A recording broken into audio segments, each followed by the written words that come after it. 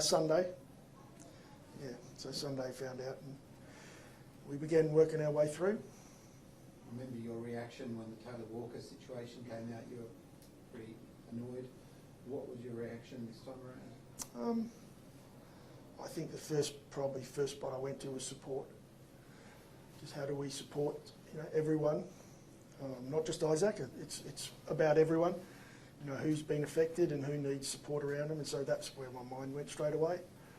And that's what the weeks looked like from my point of view, is just being there for whoever needed me there, because people are affected in different ways with incidents like this. So it's part of what we do. Have you spoken to Izak much? Have you been in communication with him? Yes. How is he? I guess Tim kind of spoke yesterday about he was quite concerned for his mental well-being. Do you share those concerns? How's Izak kind of reacting? Well, I think Izak's got some great support around him, and I think the fact that he's, the detail that's gone through, he's acknowledged where he went wrong, and he's worked his way through that in the right manner. He understands that we've got to be better in that space, but it is he's not the victim in this, and by no means do we want that to be looked at that way, and he knows that. But it's been quite a tough period for him. Are you disappointed in him as a coach? That it's not only for he gets the ban, but putting himself, the club, in this situation. No, it's moments like this where you look at your culture and what it is you're building, and you know that you've still got work to do. That we aim for perfection, but we understand it's pretty tough to get there. But there's a lot of things that we're doing right, and I hope you guys feel that when you come into this place, you can see there's there's things we're doing right, but this just shows we've still got work to do, that we need to be better. Have you addressed that work with the playing group? We constantly address that. We constantly talk about our values and how it is we behave, and the importance of role modelling, and there are a lot of young and older people in South Australia especially that look up to our group and our people, and we understand that responsibility. So can you appreciate that some LGBTQI groups will look at last week and the handling, and you mentioned that you're not only concerned for Izak's well-being, but also he's not the victim here, it's out in the community, but the way that this might transpire in the community doesn't necessarily eventuate to that.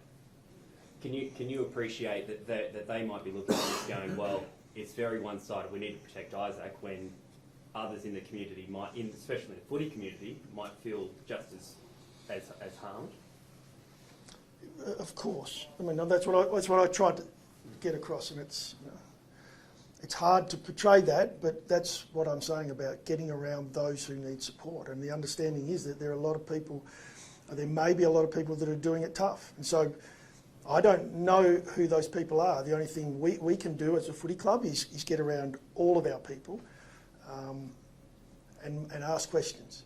How are you, and how has it affected you? And that's, again, we believe we've got a strong culture, but we know we need to keep working on it. And this is an example. Have you spoken to the AFLW group, or will you speak to the Rainbow Crows supporter group? I haven't personally as yet, but there's an intent there to reach out. And we have Chelsea Randall works within our men's football department, and so the ability to sit down and just make sure Chelsea's okay, and talk to our other staff around how's this affected you. And everyone's affected differently, so we'll continue to work through that. And these guys get a lot of education, and only a month ago we see the Izak Rankine and Izak Rankine. So was there not a discussion after those incidents? I know perfection is very hard to achieve, but still, what happened after those incidents within the club? Yeah, and this is where I think this has been spoken about. No one's making excuses. No one is arguing that there shouldn't have been a penalty. We know we have to be better in that space, and we are educated around that. Staff, players, everyone within the football club is educated around what it is we're trying to change in society. We didn't get it right on this occasion. we'll continue to educate. Do you understand why some, particularly the queer community, feel as though the club has spent the week arguing though, and has spent the week making excuses? Yeah, I mean, I can't comment around how the media, it plays through in the media and how it's portrayed. All I can say is we've been doing what we can to get around those people that need support. And I'll leave it at that. Has the approach been different from, with the Taylor place? I know it's a different kind of situation, but with Taylor 4 years ago, you kind of accepted the penalty, you know, accepted what was given to you in this situation. You tried to argue ban down to 4 games. I'm not going to talk through any more detail on it. So I'm not going to dive into the detail because that's not right for me to do that. One, I wasn't involved in the submission and in the whole process of the detail, so I'm not going to go into any further detail.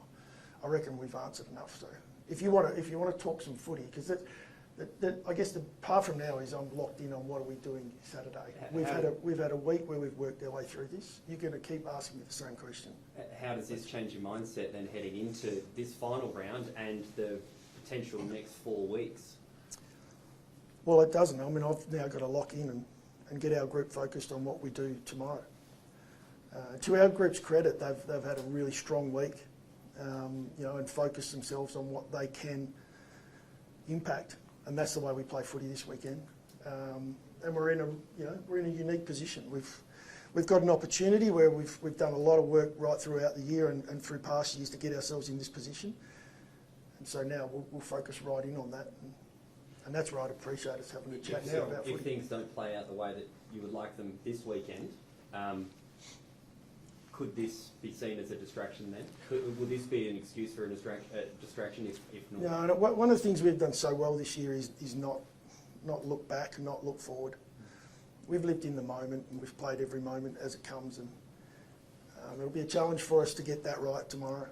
And we're coming off 2 wins where we've been a little bit off our best, and so great sign to be able to win.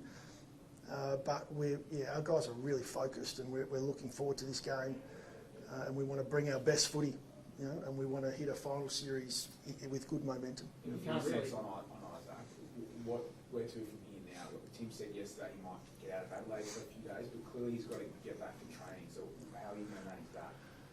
Yeah, well that'll be the balance. It'll be Izak probably spending a little bit of time away from the club to I guess re-energise himself. Our players will get a break. When I say break, they'll re-energise next week, as will the whole league. But I know for a fact Izak wants to be around the group as soon as he possibly can, but also I think some time away will help him as well.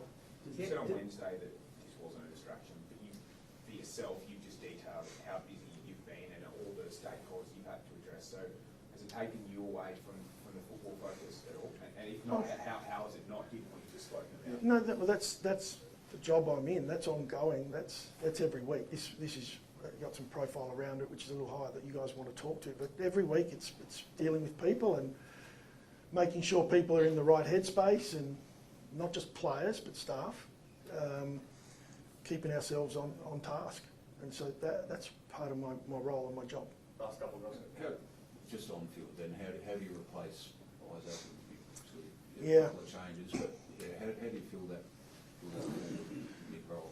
Well, we've got, it's next man up. It's we've got guys we believe can play a role for us ahead of the ball. It's always going to look a little bit different. Doesn't matter which player you don't have access to.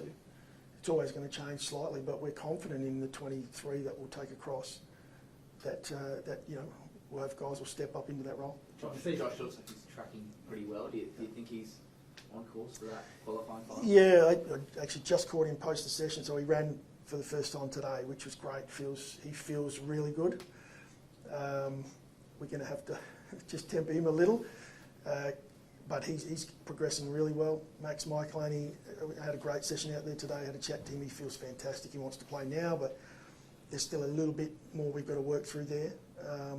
Luke Pedler, another one who's, we hope, touch wood, everything sort of continues to progress the way it is, that he may be available for that first final. So there's some good signs there from guys that haven't been available the last week or two that might might be available for us in a few weeks. I think I've got a superstar, but if you had to replace him, is Josh about as close as you could get? Yeah, they're similar players. Can I ask about Sid? Just one about Sid, is that possible? Yeah. So, having played since round 12, it seemed like maybe it was a bit like Dan Curtin last year, getting ready for next year, whatever. But you bring him back in now. Are you concerned that you're a little bit short in the midfield? Is it about getting a game into him now and your Billy Dowling, because you might actually need them in September, given how you've lost Matt Crouch indefinitely? There's a lot of reasons why Sid's come in. One, we like his form and the way he's developing. I like the way you compared him to Dan Curtin, because if we see that sort of development, we'll be really pleased. He's a young midfielder who's just starting his career out. We would love to have got him in a little more this year. We had a group that were performing really well, and he was also working on some areas. This is a great opportunity for him. And Billy Dowling will also play this week. Great opportunity for both those guys to show what they've got as we go into a final series. How do you make sure Josh is fine?